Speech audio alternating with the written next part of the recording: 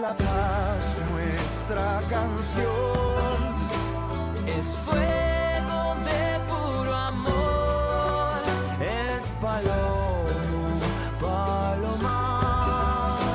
olivo del olivar, es el canto universal, cadena clara triunfal, el derecho de vivir en paz. Ya estamos grabando, bienvenido a nuestro conversatorio digital.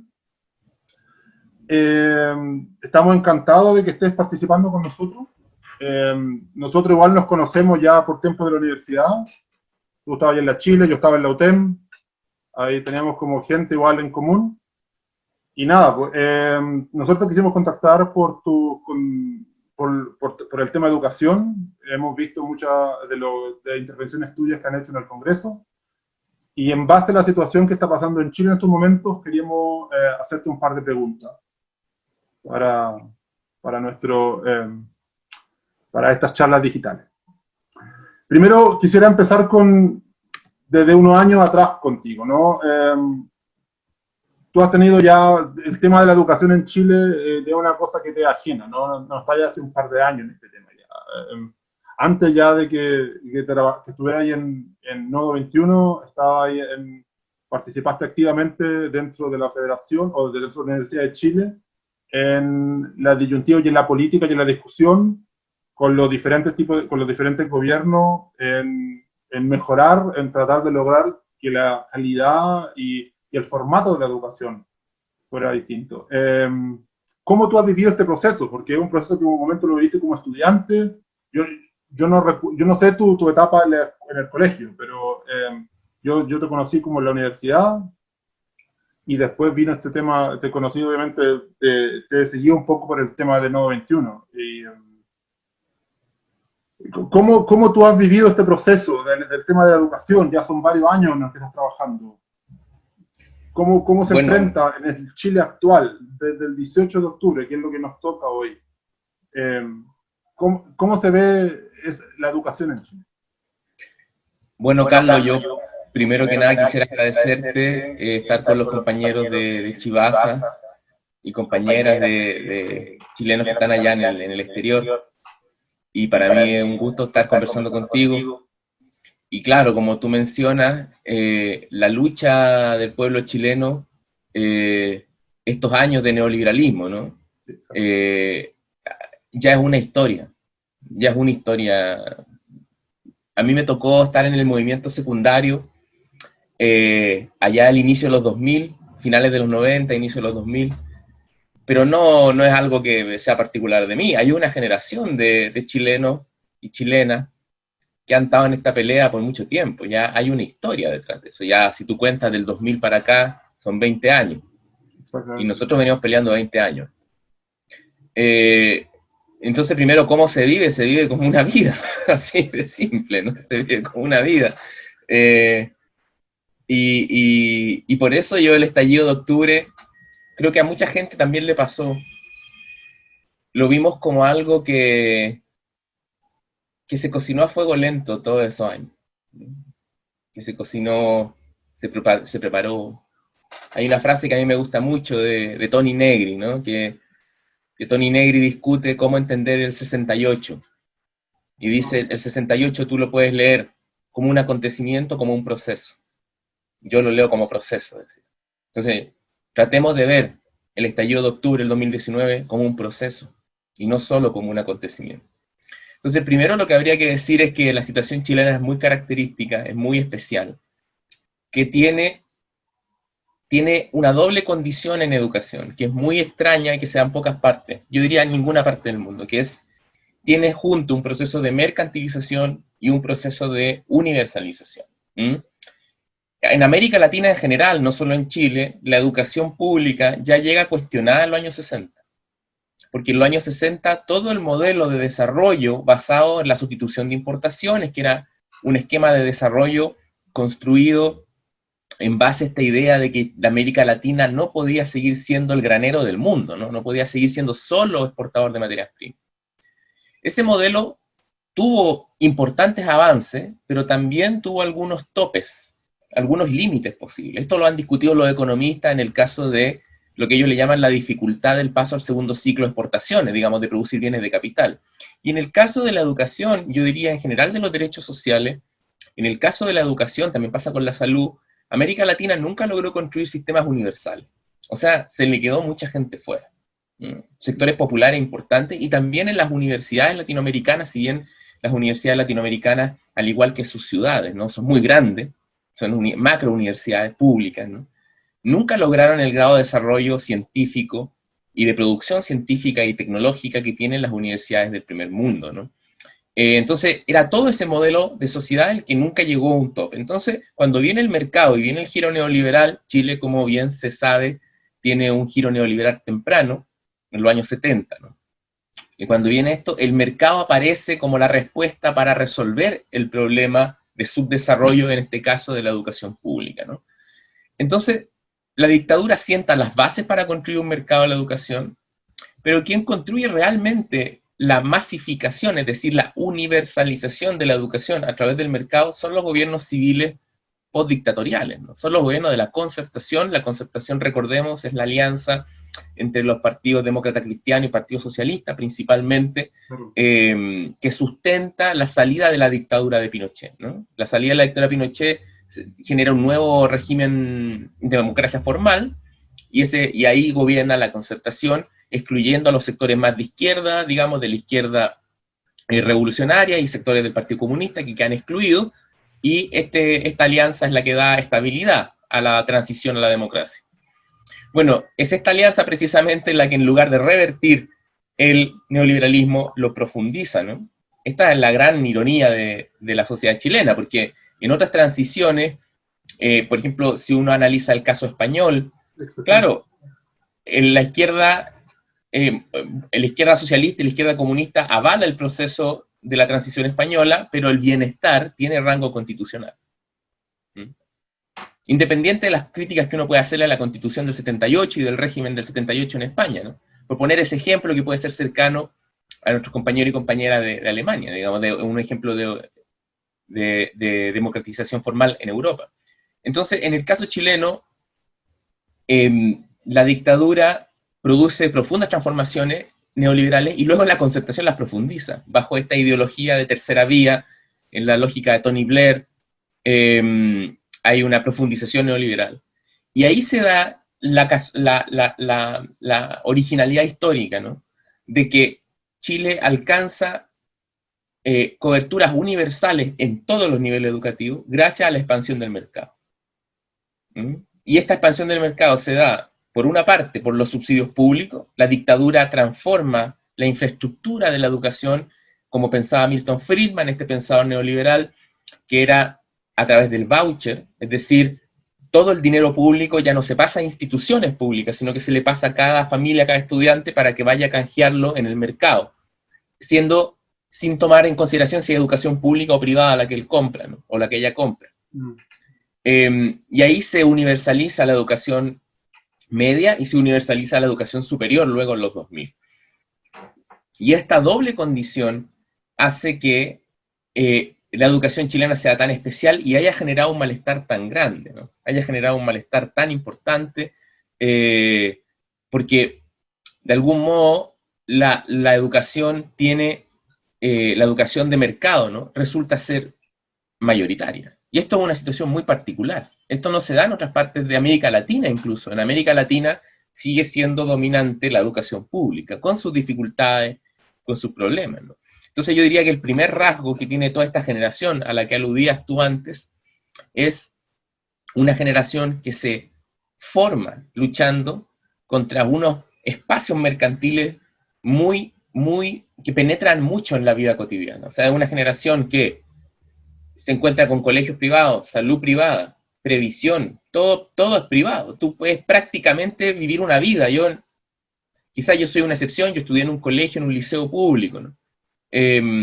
Pero la mayoría de los chilenos no han visto servicios y espacios públicos en su vida, ¿no? Y eso va produciendo, digamos, una situación muy, muy especial. Ahora, respecto de uno pudiera sintetizar esta experiencia, hay 3 consecuencias que tiene esta experiencia, y a mí me parecen que son las más importantes. Una son consecuencias en la igualdad, o sea, distributivas, por decirlo de algún modo. Otras son consecuencias estrictamente pedagógicas o educativo-pedagógicas. Y otras son consecuencias culturales y subjetivas. O sea, esto tiene consecuencias a nivel del propio proceso de construcción de los sujetos, ¿no? Primero, las consecuencias distributivas. Los mercados producen una tremenda segmentación de la educación. En cualquier esfera de la sociedad que tú introduzcas el mercado, lo que va a hacer el mercado es estratificar. Esto no es, no estoy descubriendo nada nuevo con esto. O sea, en cualquier espacio que tú introduzcas mercado como mecanismo de asignación de recursos, el mercado se adapta a las distintas capacidades de compra. La sociedad chilena ya era profundamente desigual. Y lo que hizo el mercado fue básicamente producir sistemas educacionales separados para distintas capas y clases sociales. Esto es difícil de entender en el caso, por ejemplo, de la educación alemana, que son países de un alto grado de integración social en su sistema de educación pública, ¿no? Y por lo tanto las diferencias sociales son menores. O sea, para que se hagan una idea, ¿no? El 1% de la población en Chile concentra cerca del 30% de los ingresos. Un profesional un alto nivel de ejecutivo puede llegar a ganar 20 veces lo que gana un obrero. En Europa eso puede ser 3 veces, pero no 20, ¿me entiendes? O sea, hay un nivel de desigualdad brutal.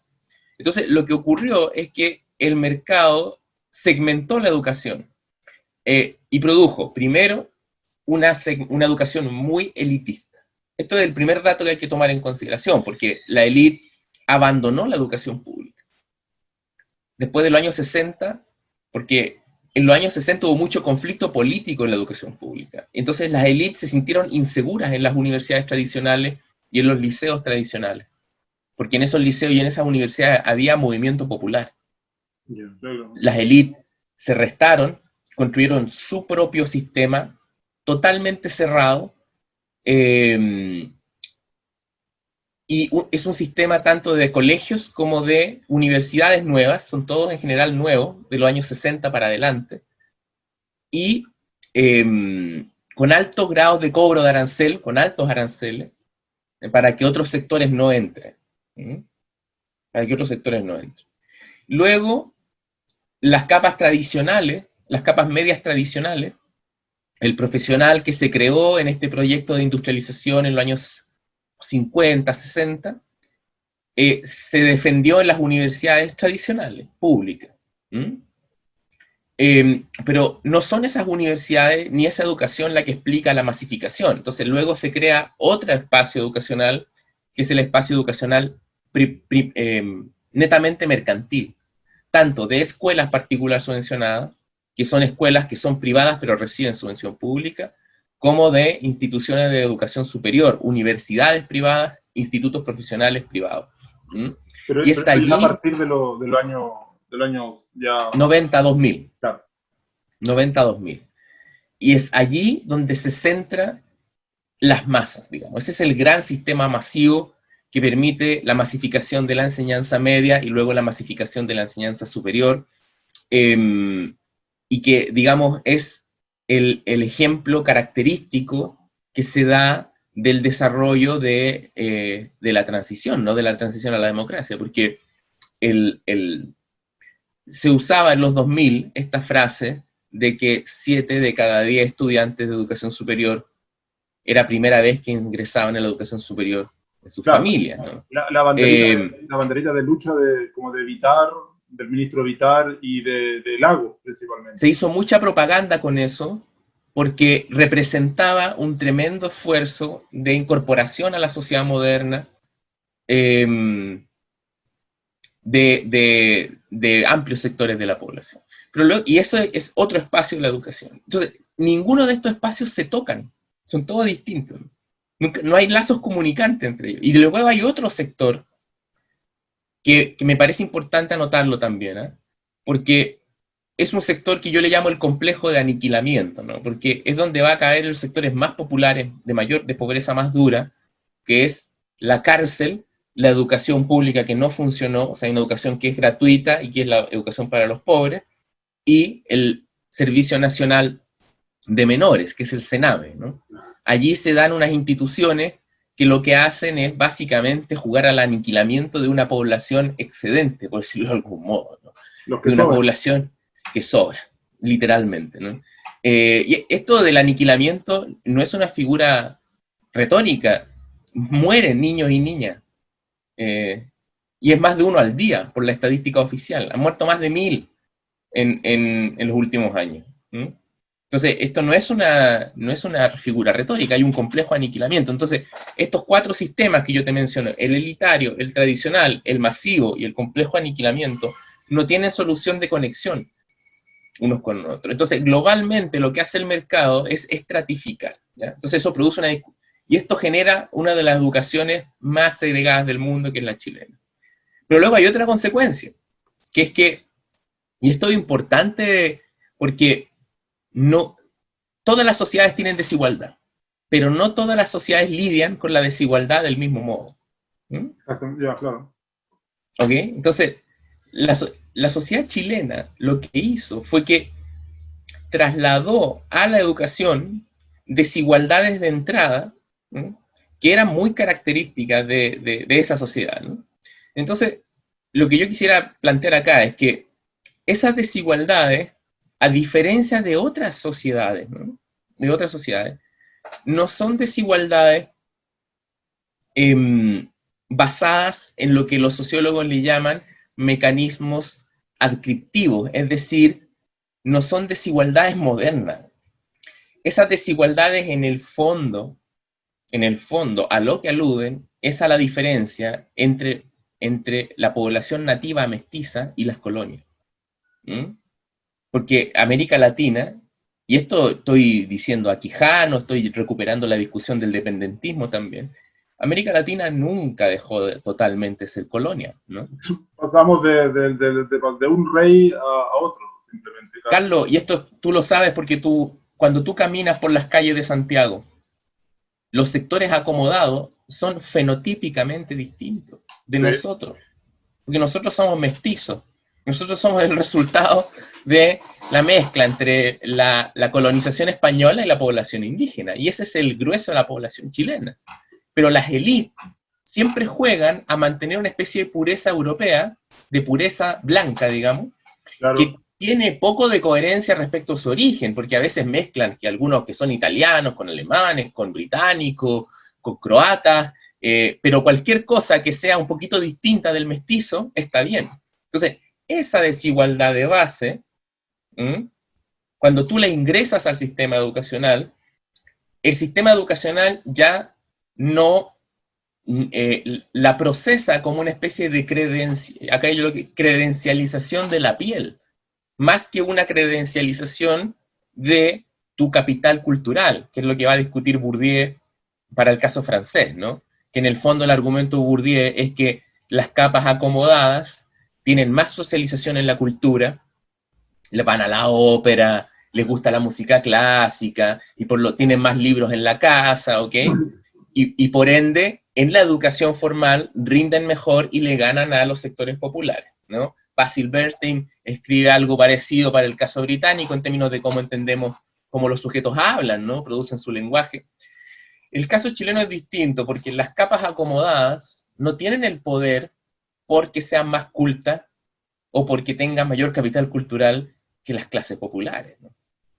Es porque tienen determinada condición política, ¿no? De que copan espacios de poder, sea en el Estado, sea en la economía, porque la economía chilena es una economía poco competitiva, ¿no? De alto grado de monopolio, las familias, esto es lo que los economistas le llaman el capitalismo de los amigos, ¿no?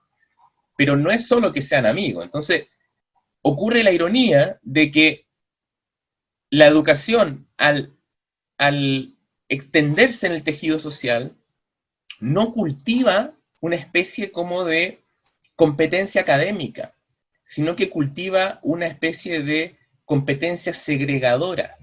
Entonces, la sociedad chilena, al mismo tiempo que es sobreescolarizada, está subeducada. Y cuando tú sobreescolarizas la sociedad chilena, la sobresegregas. Y empiezas a hacer distinciones, cada vez haces más distinciones en la piel de los sujetos, en su forma de hablar. Pero si tú tomas, pongo este ejemplo, ¿no? Tomas el resultado de una prueba PISA, que es la prueba que se hace en la OCDE para ver el grado de competencias que tienen los países, los jóvenes de distintos países.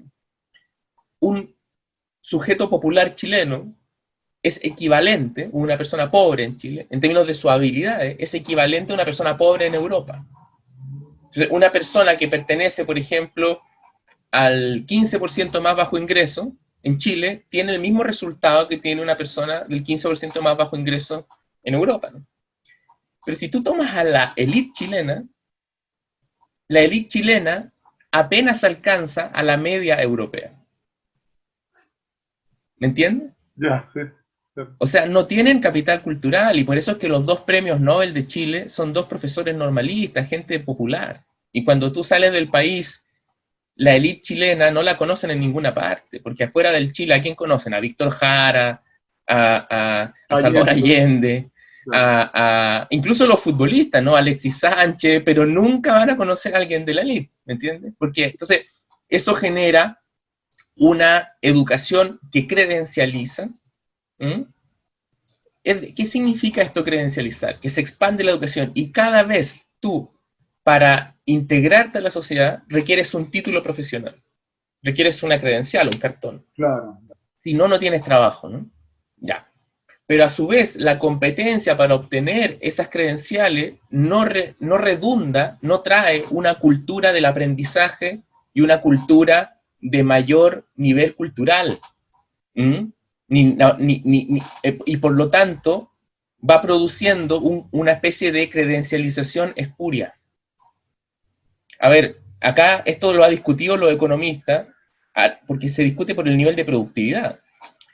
La educación chilena, masificada, mercantil, no ha contribuido a aumentar la productividad. Claro, porque tenés como mucho profesional, como mucha gente con el mismo título, pero de repente no hay, por ejemplo, en Alemania está la posibilidad de, o está igual de bien mirado para una familia que los 2 padres son profesionales universitarios, que su hijo, por ejemplo, se decida por hacer un título técnico profesional, porque tiene los mismos niveles de ingreso y puede obviamente realizar su vida o establecerse una vida estable desde principios que no tiene por qué llegar a la universidad. No es la meta, claro. No es la panacea la universidad, no es el lugar donde están todas las respuestas. Obviamente, es bueno llegar a la universidad y nadie te va a decir que no, pero está claro que la sociedad alemana requiere de diferentes tipos de profesiones y como que muchas veces yo siento que esa pata en Chile como que falta, como que está como mirado, no, hay que meterse en la universidad, hay que endeudarse, hay que sacar el título, porque si yo no tengo ese título, no soy nada, porque tengo que... Precisamente porque, como tú señalas, la credencialización en Chile, que significa la expansión de tener que tener un título, no ocurre por una necesidad de la economía o una necesidad del modelo productivo de técnicos, sino que ocurre como un proceso de algún modo autónomo que va credencializando las ocupaciones que ya existen. Entonces se da la tontera que una pega o un trabajo que tú no requerías título, llega un punto en que sí requieres. Y esto yo estoy buscando para mi investigación el momento en que ser chofer de micro, para nuestros compañeros alemanes ser conductor de transporte público, requirió enseñanza media. Y el trabajo era el mismo, pero en un momento no necesitabas título y luego necesitas título. Entonces no es que cambie la estructura productiva, porque nosotros no tenemos industria, y esa es la diferencia de Alemania, porque claro, en Alemania se dice, por supuesto, tú puedes ser técnico, claro, porque hay industria, está la Volkswagen y está en otra, digamos, tú puedes trabajar en la Volkswagen, nosotros no tenemos una Volkswagen. Entonces, lo que ocurre es que la credencialización lo que hace es destruir el nombre original de todas las carreras, entonces cualquier cosa termina siendo ingeniería. Sí. ¿Me entiendes? Y esto, aparte que como la economía chilena es una economía de servicio, acá hay una división sexual del trabajo. Entonces, los hombres van a trabajos de carácter técnico, tecnológico, en el sector servicio, en general informático, en general de alguna variedad de las ingenierías mecánicas también, por ahí, y las mujeres a los cuidados, donde están las pedagogías, las carreras de la salud. Entonces hay una división sexual del trabajo, ¿no? Entonces cada uno de esos trabajos va requiriendo su credencialización y luego el mercado va produciendo esa credencial para que esa persona, para incorporarse al sistema laboral, al mundo ocupacional, tenga que endeudarse. Porque, como tú bien lo señalabas, requiere ir a la universidad privada, porque en la universidad privada está la especie de garantía de que ahí obtengo un mejor acreditación, un mejor título profesional para, digamos, para avanzar en la vida, ¿no? Entonces, ¿qué produce esto como conjunto, no? Esto como conjunto, esta especie de credencialización forzada, yo te digo, no es solo la educación, también es la salud, ¿no? Porque, Sí, bueno, también es la salud, porque cuando llega la salud privada, lo que hace la salud privada naturalmente incentiva a que tú te enfermes. Porque la salud privada, si tú estás sano, no gana. No gana. Entonces, tú tienes una población que está obligada a endeudarse por educación, que está obligada a enfermarse, y que con la privatización del sistema de pensiones, es decir, la privatización de la vejez, porque también nosotros, y esto es importante que lo sepan también en Alemania, nosotros no tenemos un sistema de seguridad social que nos hagamos cargo de la generación de los viejos, de los adultos mayores. Tenemos un sistema de capitalización individual. ¿Qué significa eso? Que cada uno supuestamente ahorra. se cuida su Ese ahorro lo administran empresas privadas. Y ese ahorro resulta ser cerca del 70% del Producto Interno Bruto. O sea, es el oxígeno financiero de la economía y no paga pensiones. Entonces, es una población a la que le privatizan su juventud con la educación, le privatizan su vejez y la obligan a enfermarse. ¿Mm? Entonces, esto es lo que yo le he llamado el extractivismo de humanidad. En el fondo lo que hizo, un poco recuperemos esta idea, lo que hizo el neoliberalismo en Chile fue trasladar el patrón extractivista que ya había en América Latina, que nosotros no tenemos una Volkswagen, te decía, ¿no? Nosotros sacamos cobre, sacamos madera, hacemos vino y exportamos eso. Ese patrón que genera un alto grado, que genera, digamos, altas tasas de ganancia, que no dependen de la calidad ni dependen del valor agregado en la producción, sino que dependen del recurso natural, ¿no?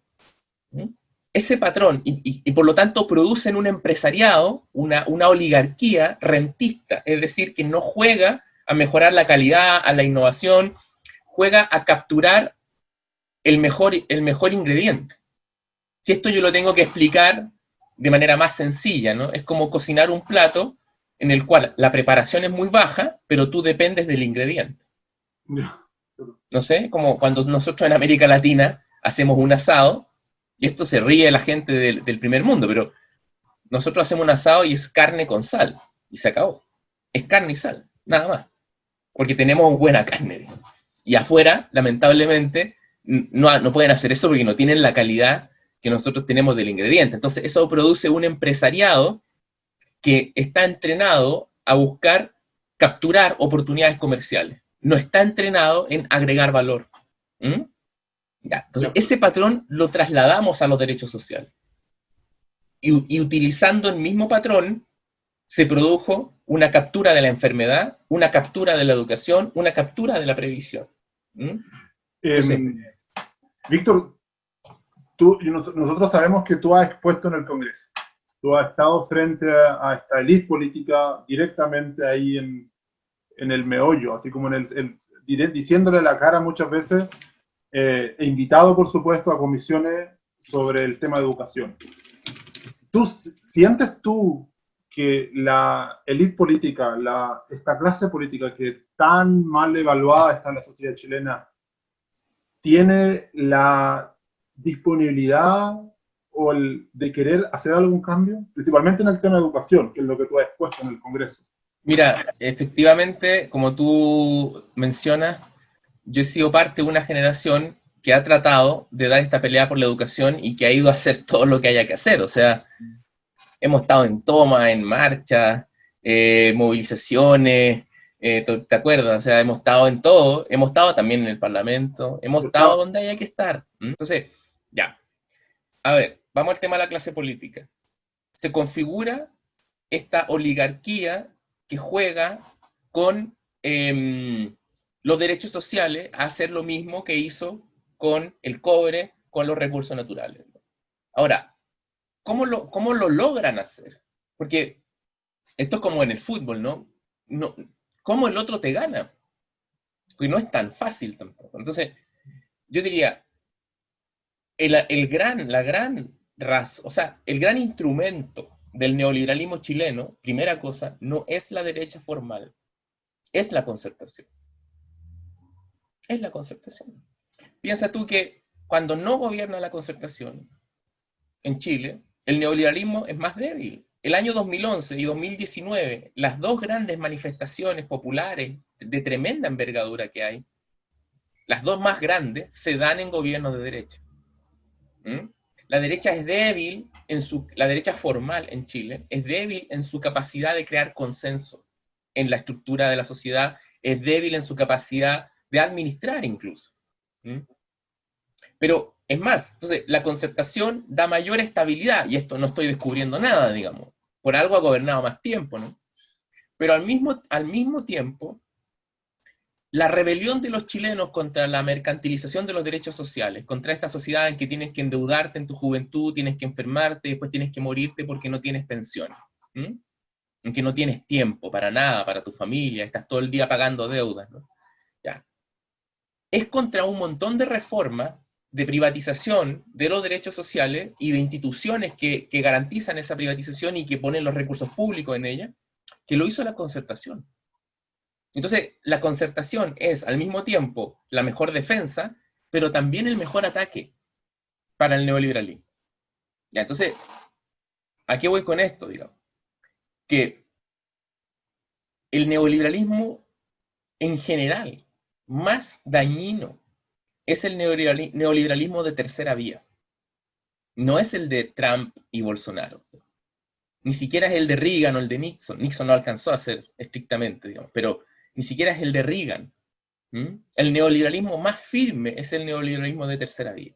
¿Ya? Entonces, esto supone que el proceso político, digamos, tiene una apariencia, y esto es lo difícil que tenemos, porque todas estas reformas se introdujeron como avances progresistas.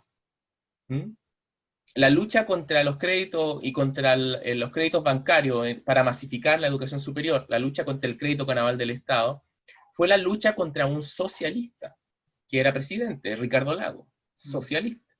Ya, entonces, ¿cómo fue posible esto? Porque lo que hizo el neoliberalismo fue separar las conducciones de estas fuerzas tradicionales, sobre todo socialistas, demócratas cristianas, pero sobre todo socialistas, ¿no? Porque el Partido Socialista fue el Partido Salvador Allende. Y el Partido Socialista fue, durante todo el siglo XX, el gran partido popular de la izquierda chilena. Incluso más que el Partido Comunista, porque el Partido Comunista en Chile estaba anclado en la clase obrera, pero de algún modo era demasiado obrero.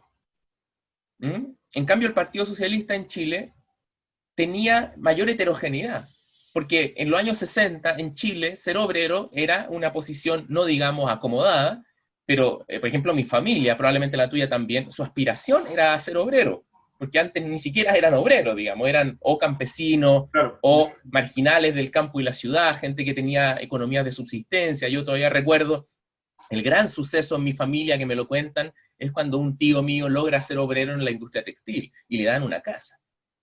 Y eso fue casi como cuando ahora obtenemos nuestro título profesional, ¿no? O sea, fue una tremenda felicidad. Entonces, ya, ¿cómo tuvieron que matar a ese Partido Socialista, separar su dirección, su cúpula, y construirla como una fronda aristocrática? Que eso es lo que hay en Chile, ¿no? Como una oligarquía. Entonces, cuando uno habla de clase política, se enfrenta a eso. Entonces yo diría, allí se dan las dos cosas. Primero, hay intereses por no salir de la situación en la que estamos, porque su poder, su fortuna, depende de este modelo. Pero también hay otra cosa, que incluso cuando hay sujetos que tienen ganas o intenciones de salir de esta situación, han naturalizado a tal grado el neoliberalismo que no pueden imaginar otra cosa. ¿Mm? Entonces se da la mezcla de confusión y de intereses. Y yo creo que esto pasó con la reforma del último gobierno de Michelle Bachelet, ¿no? Yo sé que ahora la pregunta sobre si esas reformas avanzaron en democratizar o no la educación, en resolverla, lo contestó el pueblo chileno el 18 de octubre del 2019, ¿no? O sea, la respuesta la dieron los hechos, de que esas reformas se quedaron cortas. Pero si tú vas al diseño de esa reforma, tienes sectores del extractivismo de humanidad presentes en la coalición de Bachelet, y también tienes sectores confundidos. Entonces, yo diría, ¿cuál es el problema ahora en el futuro sobre, digamos, el dilema estrictamente político? Los luchadores, nosotros, este pueblo, ¿no? No tiene que quedarse en pedirle cosas a la clase política. Tiene que producir su propia fuerza política. Pero para hacerlo tiene que ser capaz de articular alianzas sociales y políticas amplias. ¿Mm? No irse en la cola de la concertación, pero tampoco jugar, digamos, a marginarse. Tiene que ser protagonista. Entonces, hoy la necesidad política en Chile es de un amplio frente, como está en nuestra historia, un amplio frente popular. ¿Mm? Ahora, ese amplio frente popular no puede ser la vieja concertación, pero sí tiene que ser capaz, y esto es lo importante, ¿no? Sí tiene que ser capaz de impedir que esa casta concertacionista oligárquica sea capaz de imponerse. Y por lo tanto tiene que tener capacidad de disputarle. Y esto es lo que yo creo que es lo más difícil que tenemos por delante, porque es lo que Carlos Ruiz, nuestro compañero, le llama sumar y no ser sumados. Lo que es más cómodo para ellos es que nosotros nos restemos. Yo creo que hay una situación parecida a la que está viviendo Podemos en España, ¿no? Que hay que entrar en una situación de disputa, pero sin nosotros subordinarnos, ¿me entiendes? Entonces, ahí hay una situación. Entonces yo diría, más que si la clase política quiere hacer cambio, es cómo producimos nosotros nuestra propia fuerza política de tal manera de irrumpir en el escenario y confrontar esta oligarquía. Y para eso tenemos que movernos con inteligencia, sobre todo con autonomía. Pero una autonomía que sume alianzas y no que reste. Yo cuento esta pura anécdota histórica, ¿no? En los años 30 en Chile, al igual que en España, de los pocos países que se forma un frente popular. Las políticas de los frentes populares no siempre fructiferaron, ¿no? En el caso chileno se forma un frente popular encabezado en ese momento por los radicales. Y la izquierda tiene que dar una discusión. Si ingresa, si se incorpora y protagoniza los frentes populares o no. Entonces, yo estaría en la línea de protagonizar y disputar el Frente Popular. Y eso implica a veces disputar con sectores que no te caen bien. Por ejemplo, en el caso chileno, el pueblo yo creo que recuerda con mucha simpatía al gobierno de Pedro Aguirre Cerda, que fue un presidente que nosotros tuvimos en los años 30, que produjo reformas importantes, y Salvador Allende fue su ministro de Salud, cuando Salvador Allende era joven. Bueno, en la inauguración del Frente Popular, el secretario general del Partido Comunista lo sentaron al lado del fundador de la Liga Chilena Anticomunista, que era un radical. Y Pedro Aguirre Cerda no era de los sectores de izquierda del Partido Radical, era de los sectores conservadores. Entonces, ahí se dio una lucha política muy fuerte, una pelea de cómo. Entonces, ¿es el Frente Popular lo mismo que la fronda aristocrática previa? No lo es. Pero habían en el Frente Popular chileno sectores que habían estado antes, sí habían. Entonces tú tienes que tener una política ofensiva, tienes que tener una política inteligente de sumar alianzas, pero que no te haga arrastrarte a las viejas coaliciones. Yo creo que ese es el gran desafío del pueblo chileno, de construirse en actor político. Y ahí yo diría que el Frente Amplio, que es una coalición nueva, que emerge, que tiene representación parlamentaria, es un hecho muy importante. Nosotros trabajamos, y a mí me tocó ser encargado del programa de educación del Frente Amplio. Yo sigo trabajando, por supuesto, pero no es suficiente. No es el Frente Amplio no es el Frente Popular que necesitamos. Tenemos que ir mucho más allá y queda mucho trabajo por delante. Para entrar como a terminar con esta charla, frente a esta situación, quiero como unir dos conceptos que son de repente, que pueden resultar de una respuesta muy larga, y te quiero como pedir a ver si se puede no serlo tanto. En lo que nos toca hoy día, el tema de educación. ¿Es posible con este instrumento, que es como tan básico como es la educación, como es la salud, como también es cuando ya estamos más adultos, los temas de pensiones, pero más que nada la educación, tomando en cuenta también, por ejemplo, lo de Pedro Aguirre Cerda, educar es gobernar, ¿no? Claro. Es posible que con este instrumento, que tan lejano está, aún así podamos avanzar, y aquí me tomo la frase que muchos chilenos que estamos en el extranjero y también mucho alemán lo conoce, que es, podemos con la educación, y aquí abro comillas, avanzar a una sociedad donde el hombre libre pueda conducirse a una sociedad mejor, parafraseando a Salvador Allende. Claro. ¿Es posible esto? Bueno, a ver, yo soy optimista en general, ¿no? ¿Y por qué? ¿Por qué soy optimista? Porque yo creo que acá quien nos va a ayudar un poco a salir de esto es el viejo Marx. Yo creo que hay que volver a leer a Marx, pero no leer a un Marx para ponérselo en una polera, sino leer un Marx que te sirva. Porque no hay que olvidarse esta frase de que decía Marx que él no era marxista, ¿no?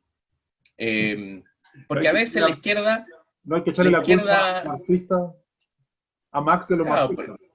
Pero ¿por qué? ¿Cuál es la hipótesis de Marx? O sea, ¿qué idea de Marx me parece importante para ser optimista, ¿no? Que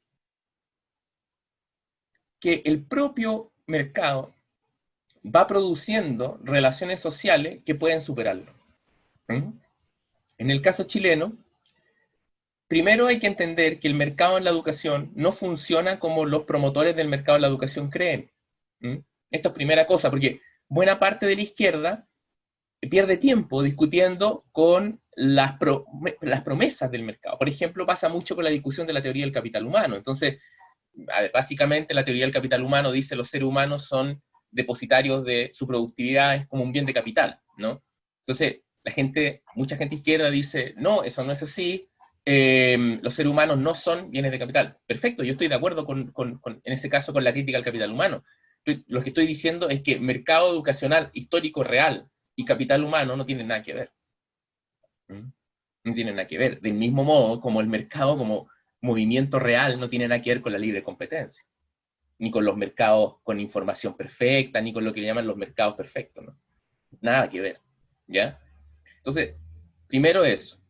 Segundo, lo que sí generan los mercados es un alto grado de socialización. Que esto es lo que de algún modo maravillaba a Marx, ¿no?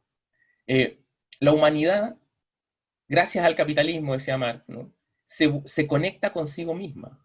Si tú vives, por ejemplo, en la costa, ¿no? Supongamos que tú vivas en la costa, yo viva en la costa. ¿Significa eso que nosotros nos alimentamos del mar y comemos pescado? Cuando tú vives enlazado a un territorio, sí, pero cuando entra el capitalismo, ya el hecho de vivir en un territorio no significa que tú te alimentes de ese territorio por las rutas comerciales.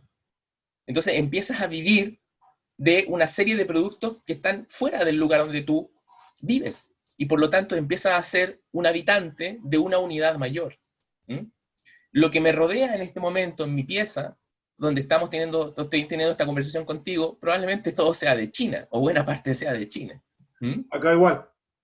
Por lo tanto, entonces el grado de cooperación, de conexión de la sociedad es brutal, ¿no? Entonces, tomemos esto a los derechos sociales, ¿no? La educación se basa en un pacto familia-escuela. Es una división social del trabajo, ¿no?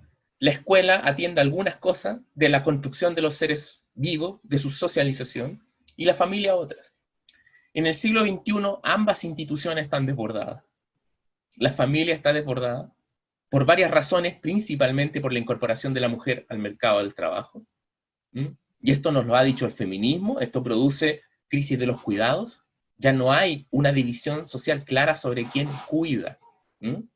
Y por otro lado, la escuela está desbordada, porque hace 100 años el gran representante de la cultura ante las nuevas generaciones era el profesor o la profesora. ¿Mm?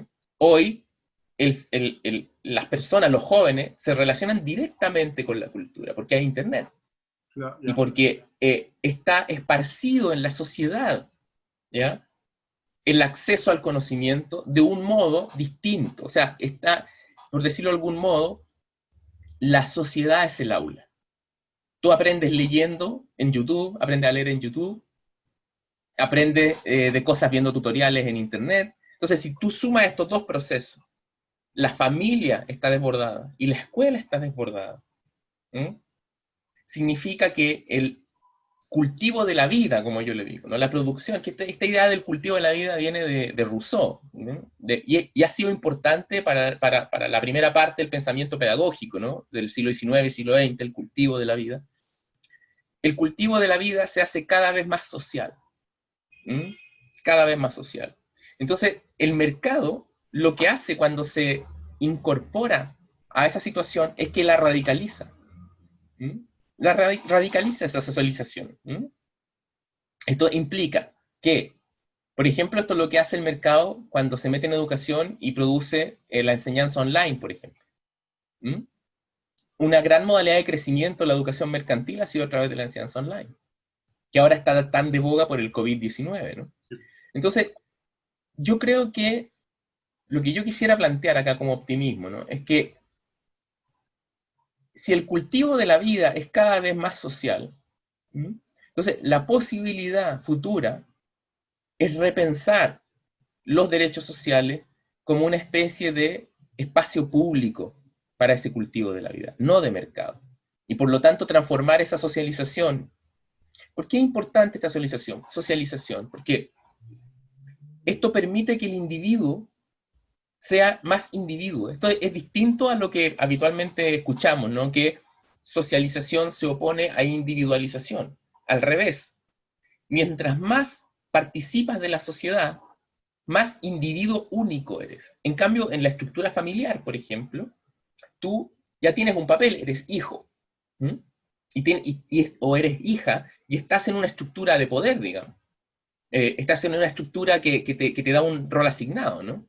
En cambio, cuando más espacios de tu construcción dependen de la sociedad, tú tienes menos roles asignados a priori, ¿no? Yo no estoy haciendo un argumento contra la familia, ¿no? Estoy diciendo otra cosa, que la responsabilidad por el cuidado y por el cultivo de la vida supone una relación distinta y supone una especie de universalización de esas relaciones de amor y de afecto, ¿no? Entonces, yo creo que el debate sobre educación pública en el futuro no va tanto a volver atrás, a reconstruir la vieja educación pública, porque esa vieja educación pública era como la fábrica, ¿no? Entonces, creía que la sala, el aula, era como la línea de ensamblaje taylorista en que yo voy produciendo determinadas habilidades para después producir obreros, ¿no? Nosotros no tenemos esa concepción y creemos que esa concepción con justicia está superada por la historia. La educación del futuro, y acá me tomo algunas cosas de Freire por lo que tú decías, ¿no? La educación del futuro, y es muy importante porque en América Latina a veces no leemos a Freire y leen más a Freire fuera de América Latina que en América Latina, ¿no? Que se da esta ironía, pero bueno. Entonces sería bueno que nuestras élites latinoamericanas leyeran un poco a Freire. Que, a ver, bastante. La educación es un instrumento de autoconstrucción y de libertad. Entonces, en esta situación histórica de alto grado de socialización del cultivo de la vida, en que todos somos hijos de todos, y todos somos profesores de todo, ¿no?, por ponerte una consigna, ¿no? La educación deviene como promesa como un terreno de libertad, y no solo como un terreno del derecho a una prestación, como un espacio de libertad. Entonces, ¿qué es educación pública al final? Es la promesa de que tú vas a tener un espacio en la sociedad para desarrollarte como persona. Entonces, tomemos esta frase de Rousseau, ¿no?, que el cultivo de la vida. Entonces, para mí el derecho a la educación en el futuro es el derecho al cultivo libre de la vida. Esto supone tiempo libre, Espera, hay una cosa que decía Marx siempre, que era, ojalá que disminuya el obrero tiene que luchar, los obreros tienen que luchar para disminuir la jornada de trabajo. Entonces, él valoraba mucho la jornada de trabajo de 8 horas contra la de más horas, digamos, porque eso le daba tiempo al obrero para educarse. Claro. Entonces, Marx no estaba pensando en que el obrero y los obreros y las obreras iban a estar entrenando pruebas estandarizadas, que es la educación hoy día, ¿no? En estas salas que quieren ser las industrias. ¿Mm? Entonces, para reconstruir la educación pública supone reconstruir un espacio de la sociedad donde el cuidado, la previsión, la educación estén como conjunto articulado, ¿no? Y esto supone un espacio de dignidad. La vida ya no es tanto para trabajar.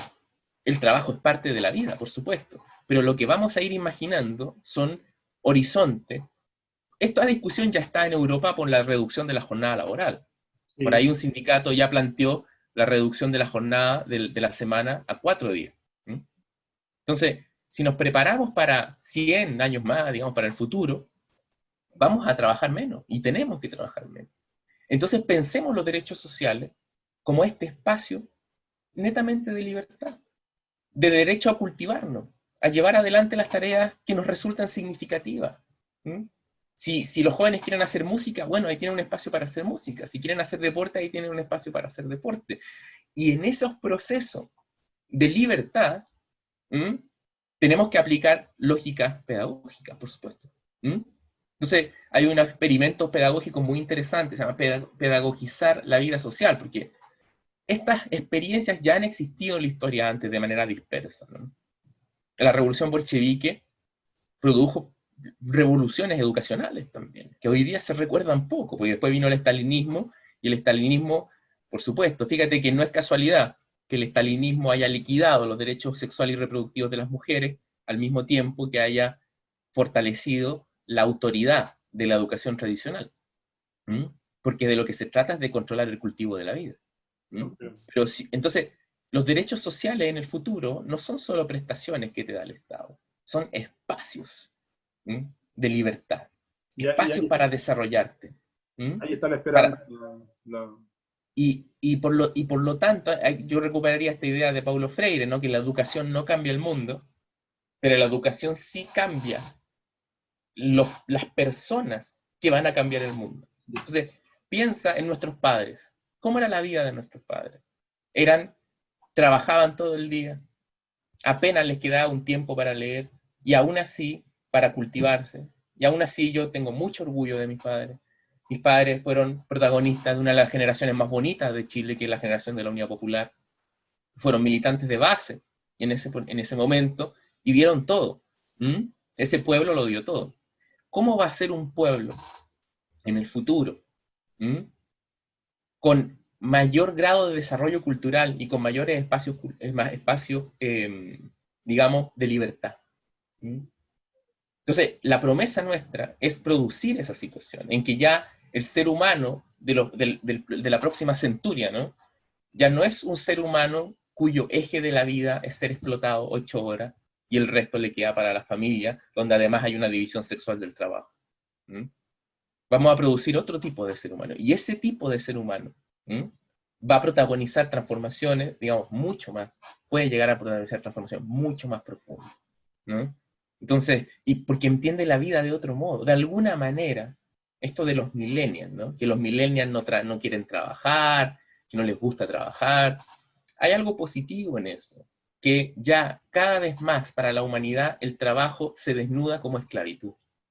Entonces, la sociedad del futuro no está en glorificar el trabajo, en el entendido del trabajo asalariado, ¿no? Está el trabajo asalariado como necesidad porque si no me muero de hambre, ¿no? Está en superar ese orden. Entonces la vida aparece como actividades libres. Y los derechos sociales tienen que dar los instrumentos y los espacios para poder llevar adelante esas actividades libres y por lo tanto ir reemplazando al mercado.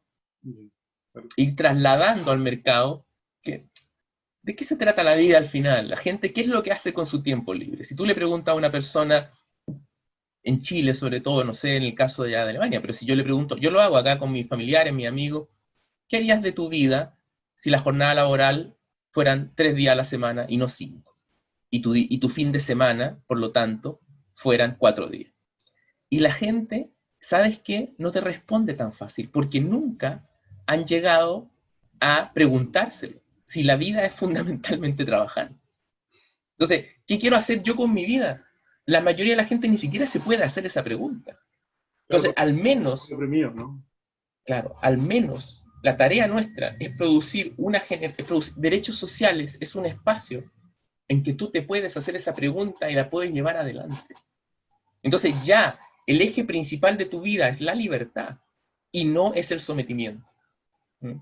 Esa es la gran, digamos, ese es el gran horizonte y por ende vamos a construir, y esto lo vamos a colocar, vamos a hacer todos los esfuerzos para colocarlo en la Constitución chilena. ¿Mm? Para colocarlo en la Constitución. ¿Mm? ¿Cuánto nos demoremos en construir esto? Pero yo creo que es una idea muy radical, o sea, muy de fondo, porque ya la vida no es para trabajar, ya la vida no es para trabajar, la vida es para ser libre. Y por ende, ese ser humano, recuperando a Paulo Freire, ¿no?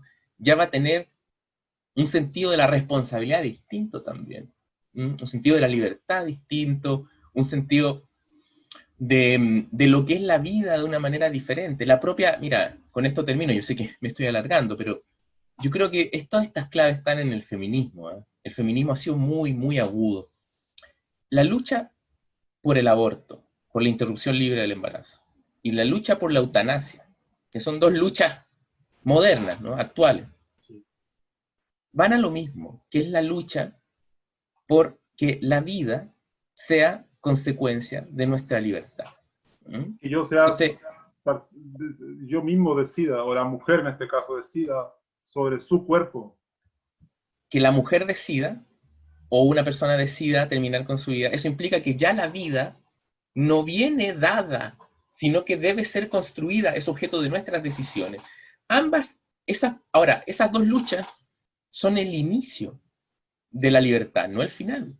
Porque decir no, cuando hay una relación, cuando hay una situación dada, decir no es el primer paso para el cambio, pero no es necesariamente en sí mismo el cambio. Entonces, ok, libre interrupción del embarazo, eutanasia, perfecto. Pero eso supone que el sí, es decir, la propia construcción de la vida, deviene terreno de libertad total. Ya no es perentorio. Entonces, si hay personas, y eso significa que, por ejemplo, la creación de la vida ya no es responsabilidad de la madre y del padre, es responsabilidad de todos nosotros. ¿Mm? Entonces, vamos a caminar a un mundo, recuperando esta idea de la Revolución Francesa de hermanos y hermanas, ¿no?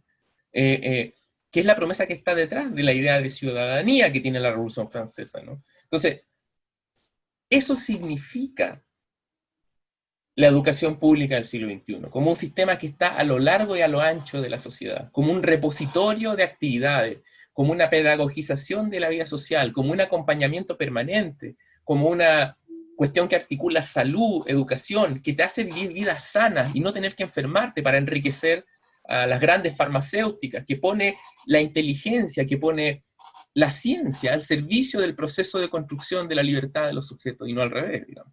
¿Mm? Entonces, estas ideas, por muy avanzadas que parezcan, nosotros vamos a hacer una lucha por introducirlas en la Constitución y por asegurar que haya un reconocimiento constitucional de los derechos sociales y por lo tanto los chilenos tengan un espacio institucional, un tiempo de vida para ellos mismos, digamos, para hacer lo que les parezca en gana, digamos. Y yo me imagino más que la educación es un escenario no, a ver, porque también hay una cuenta que pasamos nosotros en la izquierda, que por ahí hay sectores de la izquierda que entendían la educación como una herramienta de control, de disciplinamiento, ¿no? Como de adoctrinamiento, ¿no? Más bien yo me imagino todo lo contrario, ¿no? Yo me imagino la educación en un espacio no a priori definido. Eso significa, por ejemplo, tomemos un caso, ¿no? Una persona tiene que construir su camino por la educación, no puede estar a priori escrito. Tiene que construir su currículum. Estas son tendencias actuales de la pedagogía, ¿no? Entonces, bueno, por ahí me quedo, y yo creo que el pueblo chileno, por el alto grado de mercantilización de sus relaciones sociales, es más individuo social hoy que ayer, y por lo tanto puede protagonizar esta pelea. La lleva en la sangre de alguna manera. Lleva en la sangre más universalidad, lleva en la sangre porque está conectado con el mundo, porque en toda su vida se entrecruzan muchas relaciones sociales, porque está conectado, porque es lo que decía Marx sobre los obreros, ¿no? Que los obreros tenían un alto grado de socialización, por eso podían hacer cambios, ¿no? El pueblo chileno tiene estas condiciones. Entonces estoy diciendo, lo que yo estoy diciendo es más que un proyecto intelectual, o una idea de emancipación o de horizonte. Brota de estas mismas situaciones, ¿no? Entonces yo creo que ahí va configurando un camino. Eso. Pues bueno, tenemos mucho por trabajo, hay que seguir construyendo, ustedes allá, nosotros acá, tratando de establecer, tratamos de con esto tratar de hacer un puente entre lo que está pasando allá, los que estamos acá, lo vivimos de un punto distinto, porque de repente estamos como con las manos, como buscando qué hacer, y porque nos interesa obviamente la realidad de ¿por qué no decirlo?, de nuestra patria. Si nuestra patria no es un concepto por el cual sentirse avergonzado, es una cosa normal. Somos chilenos, pero también somos universales, ¿eh? Somos chilenos, sin no cabe duda, pero quizás la patria es la humanidad. Ojo, el pueblo chileno al mismo tiempo es cosmopolita, es más cosmopolita que la élite. La élite chilena es provinciana, el pueblo chileno es universal, pues más universal que la élite. Y al mismo tiempo rescata las banderas de los pueblos originarios. La bandera mapuche es de las banderas más usadas en el estallido. Entonces no nos complica tener sangre mapuche y estar en el mundo, no nos complica en lo absoluto. Así que los dilemas de la humanidad son también nuestros dilemas. Y por ahí alguien decía que el futuro es de los pueblos jóvenes, ¿no? Así que yo creo que escribí una canción de las entrañas de nuestras ciudades, surge la piel que vestirá al mundo. Y eso yo me lo creo, yo creo que el pueblo latinoamericano y el pueblo chileno tiene mucho que enseñar, y va a enseñar mucho, va a producir luchas que van a instalar otros horizontes de emancipación, como el que yo te estoy comentando, ¿no? Que por ahí nuestros padres lucharon para no morirse de hambre, y lucharon por tener trabajos dignos, y para poder tener algún tipo, para poder comer, ¿no? Pero nosotros vamos a luchar por otros horizontes de emancipación. Pues bien, frente a las promesas de lucha, a estos desafíos que nos enfrentan, quiero darte las gracias de parte de todos nosotros de Chivasa por este tiempo que tú has tomado. Como tú bien lo sabes, que yo te informé, esto recibe un financiamiento y con el dinero se va a entregar a diferentes organizaciones sociales. De antemano, o de nuevamente, muchas gracias por esto. Y pues nada, Víctor, te deseo lo mejor en tu vida privada, a nivel de salud también, lo que se viene la próxima semana. Y Claro. eso pues, muchas gracias y a seguir en esta lucha que no se acaba y que hay que avanzar. Eso. Gracias, compañero. Gracias. Un abrazo a todos y a todas allá. Que les vaya bien. Chao. Chao.